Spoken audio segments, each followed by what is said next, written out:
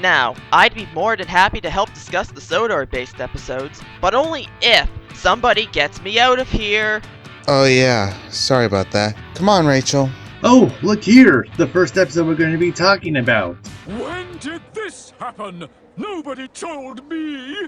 You can't move Henry as well, sir! Why don't you just go ahead and change everything?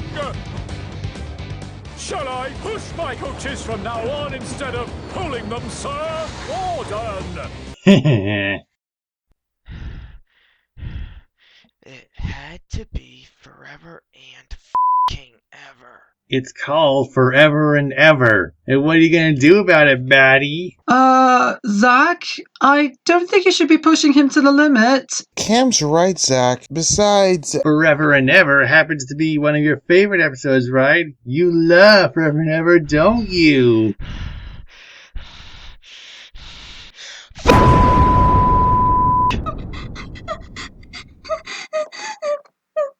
Oh, you alright, Rach?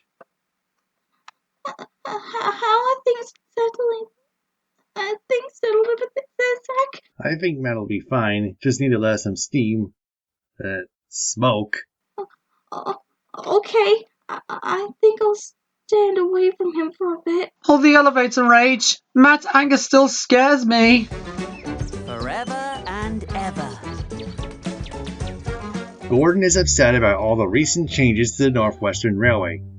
Well, this is going to be a fun one. It was inevitable that with all the changes made to the show, there'd have to be an episode addressing audience concerns. Too bad the writers did it the wrong way! The whole episode was basically an Attack the Critics-based one! At least this didn't focus on criticisms that had already been addressed by now. Still, they should have done it in a different way! And how would you handle it? Anything other than what we ended up with. This was quite possibly the shittiest episode yet. I knew it would be shit once I saw the summary for it, and it was written by Andrew Brenner even. Fortunately, I don't blame him for writing it. Blame him for what? Being upset with selfish, immature fans for being whiny and petty about even the tiniest changes made to the show? I know that the Thomas fandom hasn't exactly been kind and such since 2017, and I'm not going to defend all of the fans, but I honestly think that certain fans had every right to be upset with the show's changes, along with being targeted by the writers for not liking them. I'm not part of the Thomas fandom, but I can still understand that it isn't right to be targeted for mocking or such by the writing team.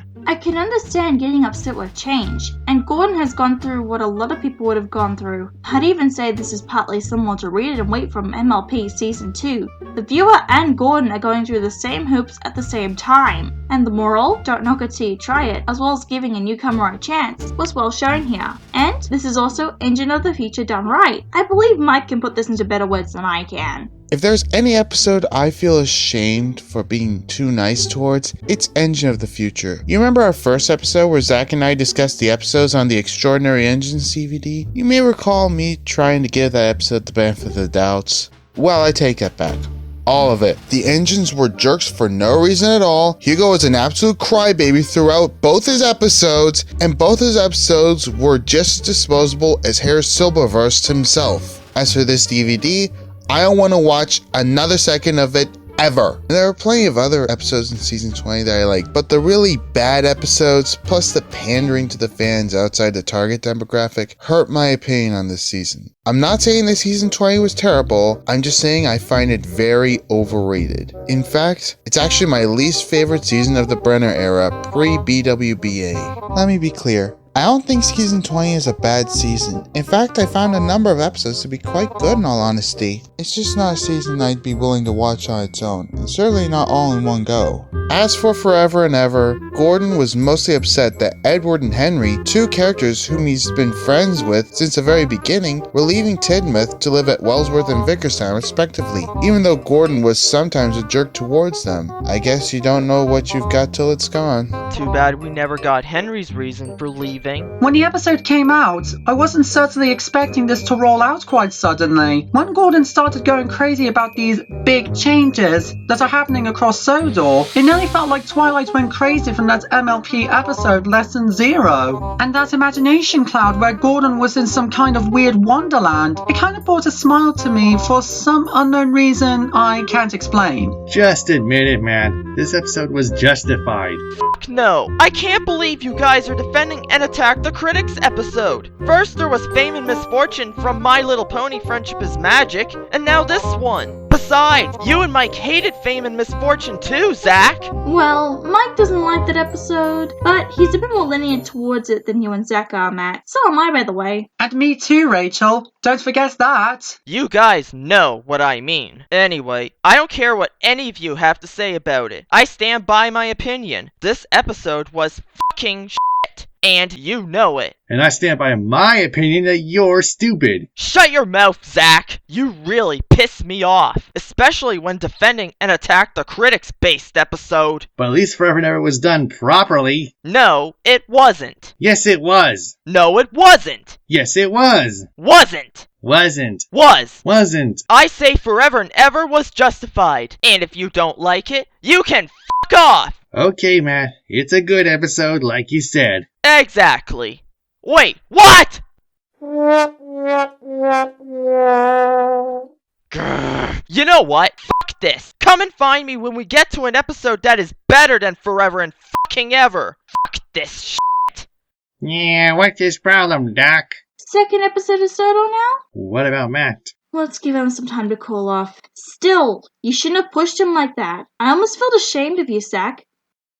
Right. Cue the next episode! Confusion without delay.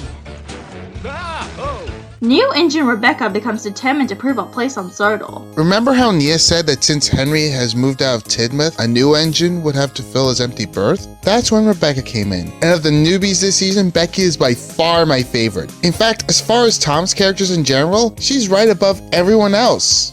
Except for Percy. Yeah, I just saw something. Percy's US voice actor, Christopher Raglan, is actually married to Rebecca's voice actress, Rachel Miller. And their two characters, plus number one himself, make up my top 3 characters in the show. That's really cool, Mike. Onto the episode itself, though. I thoroughly enjoyed this one. Rebecca was a great new character, and the message is one that people needed to learn too. Being too early can be just as harmful as being too late. Also, the bit with the Tom hat was hilarious.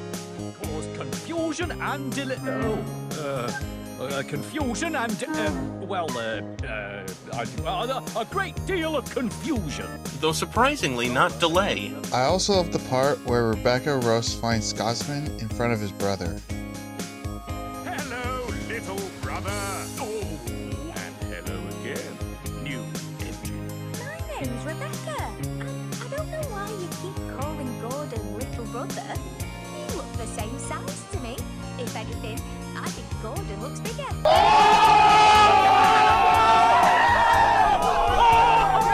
I just honestly have no words as to what I really feel in that episode. But one thing's for certain, Rebecca does sound quite sweet. Kind of reminds me of Molly without the shyness. Also, there's one scene where the Flying Scotsman taunts Gordon in front of Rebecca to the point where she defends him. I thought it was quite nice, but I kind of think they gave Scott a bit of a really harsh personality when he taunts his brother. I mean, why? Don't they think they're just crossing the line like that? Rebecca is my second favorite character behind Emily, and her interactions with the likes of Diesel and Scotsman are funny. One problem, however, is how Henry's departure from Tidmouth feels like an afterthought. It honestly says a lot as to how he's been treated since 1943. Is it any wonder that Audrey wanted to leave him in the tunnel forever? That's really a harsher in hindsight moment. I hope fans can write a story on why he decided to move to Vicarstown. Maybe he's gotten a brother-sister bond with Rosie. What's this? Looks like Matt has some words for us about Rebecca. What does it say? I actually like Rebecca. She's not in my top 10 listings, but I still like her. However, I would also like to point out that she is, along with Nia, one of the biggest space-breaking characters in the whole series. And it has to do with her and Nia both replacing Henry and Edward respectively on the Steam team. Lots of people like Nia and Rebecca, yes, but lots of others also hate them with a passion for being supposedly Mary Sue's with little to no character flaws, and especially for replacing two of the most loved characters in the whole franchise. Oh yeah, we forgot to bring that bit up. Now, how did we let that slide? Who knows? Next episode! What Rebecca does. After seeing Belle's water cannons, Marion's shovel, and Harvey's crane, Rebecca worries that there is nothing special about her. Well, I just honestly have no words as to what I think about this episode, but the whole plot tells us that with Rebecca being greeted by the other engines who all have their special unique talents, it made her longing to be someone that she's not. I kinda wish I just put them into good plain speaking, but I just find this episode okay, really. It's basically best engine ever with Rebecca in Emily's place, but it's still a great episode regardless. Perhaps the funniest thing about the episode wasn't the fantasy sequence, no, it was the moment where Duck and Emily are on friendly terms with each other. It almost feels as if the writer's way of saying sorry for Emily's mistreatment 4 years after Duck and Slip Coaches aired, but better than nothing. Also, is it just me, or is it hilarious that they get along better than the majority of the fan base? Rebecca is just a sweetie pie throughout the entire episode. Yay, me! Showing kindness to Belle, Marion, and Harvey. Anyone else want to see more interactions with that quartet? The one thing that threw me for a loop was Diesel 10's claw coming out of nowhere in the fantasy sequence. Hope that doesn't mean anything. Ugh, heaven forbid if Diesel 10 comes back more sickeningly nice than ever. Right. Keep him in merchandise where he belongs. Hey, Matt has a few words about the episode. What Rebecca does was actually alright. I'll also admit that Rebecca was a sweetheart in it. I also wouldn't mind if Diesel 10 came back, but keep him evil and such. Samson and the fireworks. Samson thinks some fog detonators are fireworks and becomes terrified of the sound. And to be honest, I think this is another boring episode. I got really nothing to say about it. I wouldn't go far as to calling it boring. I mean, Samson hasn't had the best reputation as far as Brenner characters go. Samson's sent for scrap just made him look like an idiot, and saving time was as interesting as watching paint dry for the most part. This one, however, felt more relatable and down to earth. I'm not the biggest fan of fireworks, especially not on the 4th of July, and I get easily distressed by the loud noise of fireworks bangs. I get startled by loud noises too, and considering the engines have rolled right over the detonators, I could tell they'd be almost deafening to them. At least it's not as bad as that one Fulcrum from season 6, am I right?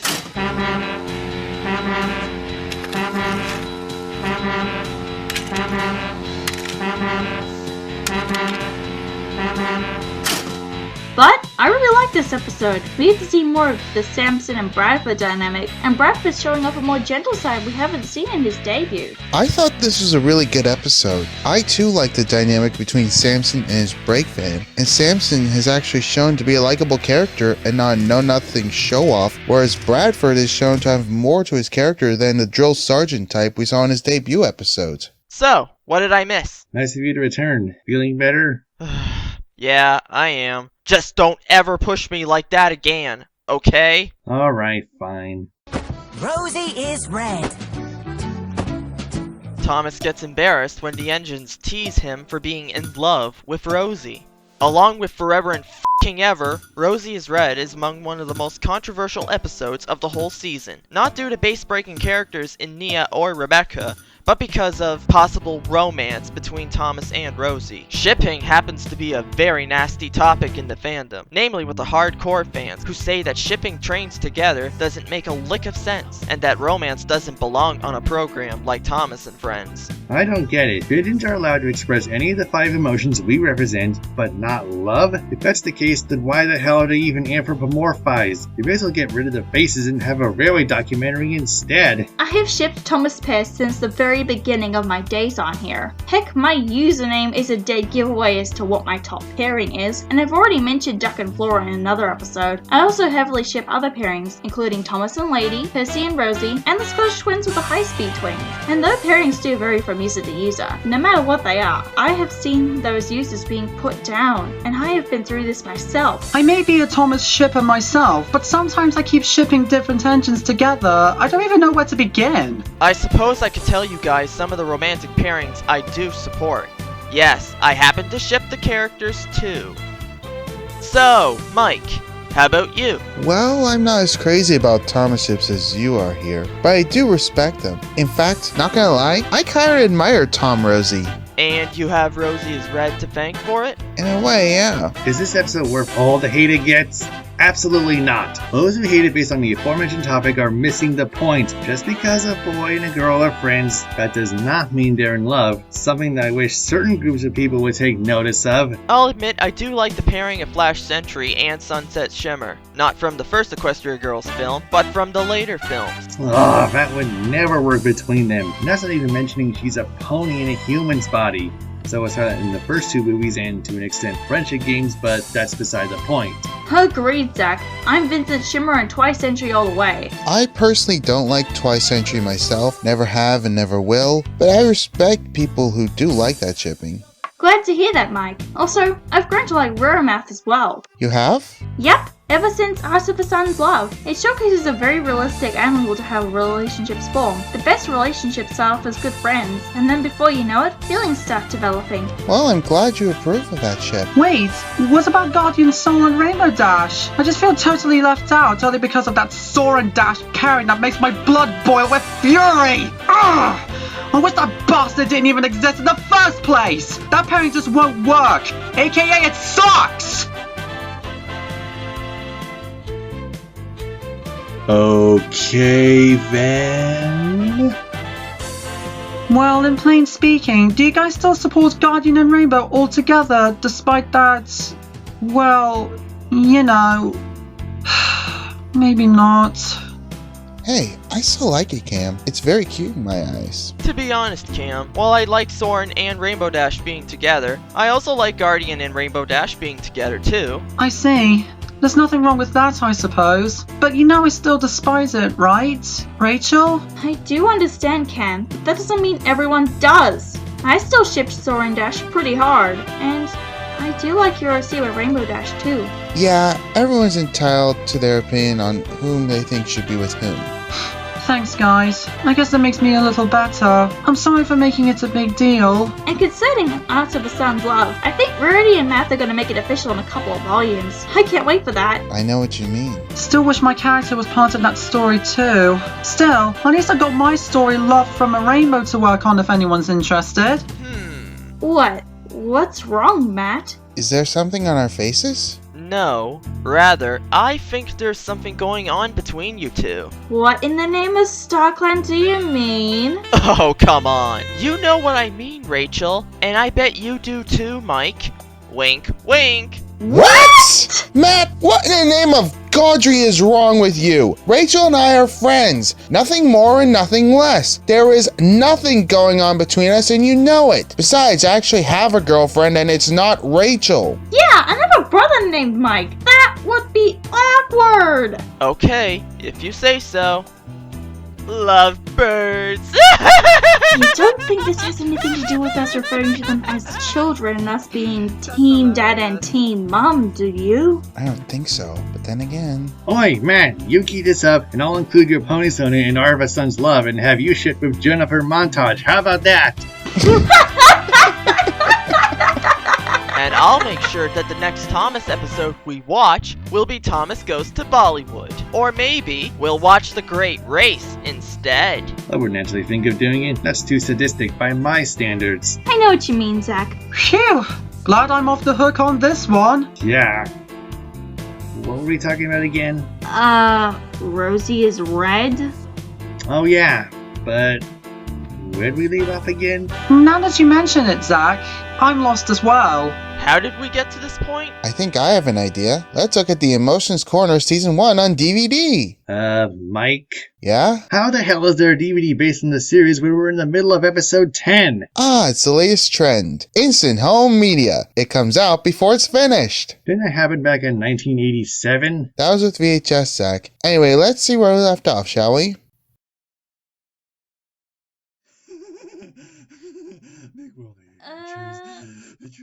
What's up with Zack? Aw, that's too early. Skip ahead. Alright.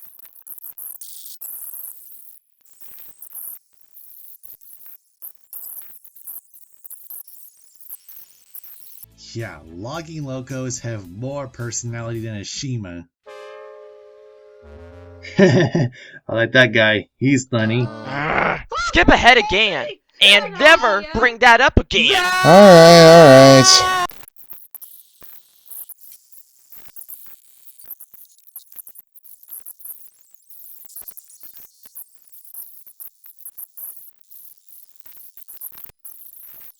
Even Journey Beyond Sodor fell flat at points, so really, maybe it's time they brought an end to the hour-long specials. After all, where else can Thomas go after having traveled the world? Traveled the Serves you galaxy? right, I Zack. hope not. Are we But done with Thomas's episode 9 worldwide yet? journey is Hold on, far guys. from over.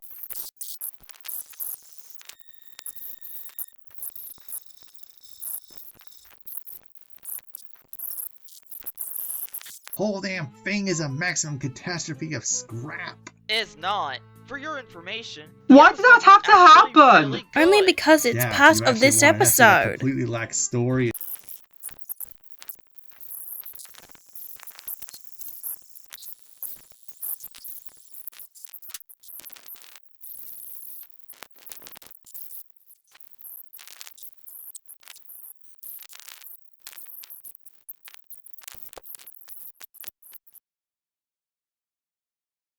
What the hell are we looking at? When does this happen in the episode? Wait, we're actually looking at now. Everything that happens now is happening now. Well, what's happened to Den? We just passed then. When? Just now. We're at now. Can't we go back to Den? When? Now! Now? Now! I don't think we can. Well, why not? We just missed it. When? Just now. And when will Den be now? Soon? How soon? Oh, the hell with this. I'm taking over. I don't get it. Pigeons are allowed to express any of the 5 emotions we represent, but not love? If that's the case, then why the hell are they even anthropomorphized? You may as well get rid of the faces and have a railway documentary instead.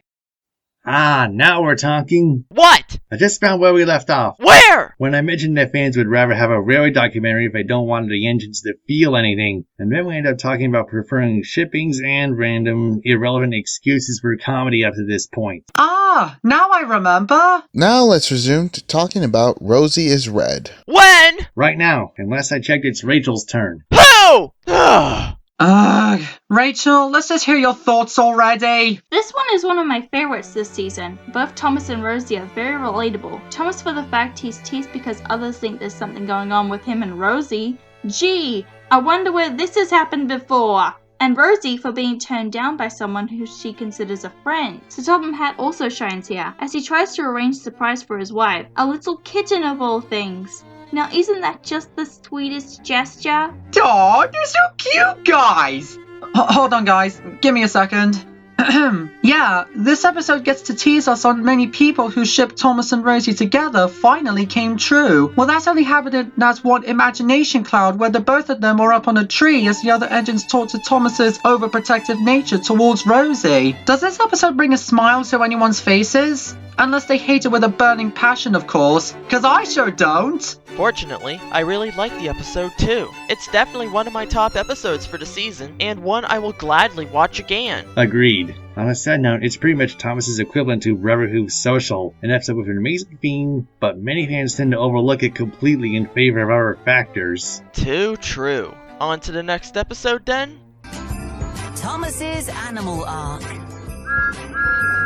Thomas helps some animals find shelter in order to stay warm. Guys, doesn't it strike you as odd that this episode is retelling the story of the Lord and Savior Jesus Christ? Not that I think it's odd or anything, it's because that one scene at the end where an ostrich lays an egg on James's buffer beam, that's what got me thinking, really. Actually, this story takes inspiration from the Old Testament story Noah's Ark. Jesus is in the New Testament. On to the episode itself. How surprised this one and the later episode here has aired so early. It's one of the 3 Christmas-based episodes we got this season, but this episode is a really good one. It's good to see the engines are putting the animals' needs ahead of their own. I know James isn't keen at first, but he grows attached to the ostrich chick when it hatches in the end. If Donald was there, I think he'd get a sense of deja vu. Because of that story, Donald's Duck? I get what you're saying. Actually, now that you mention it, this episode does give me a warm feeling inside. It really is a touching episode after all. Yeah, it's nice to show that we should always help those less fortunate enough. And despite Thomas's international adventures being hit or miss at best, it's nice that they have practical use back on home rails, so they're not completely pointless. I have an idea. When I was in India, I came off the rails and an elephant helped me back onto the tracks. Well, I guess the international episodes are canon, whether fans like it or not. Anyway, this was a very sweet episode all around, and that's really all I have to say. What about you, Matt? I wish I had something, but but I seriously have nothing to say about the episode. Maybe this next episode will?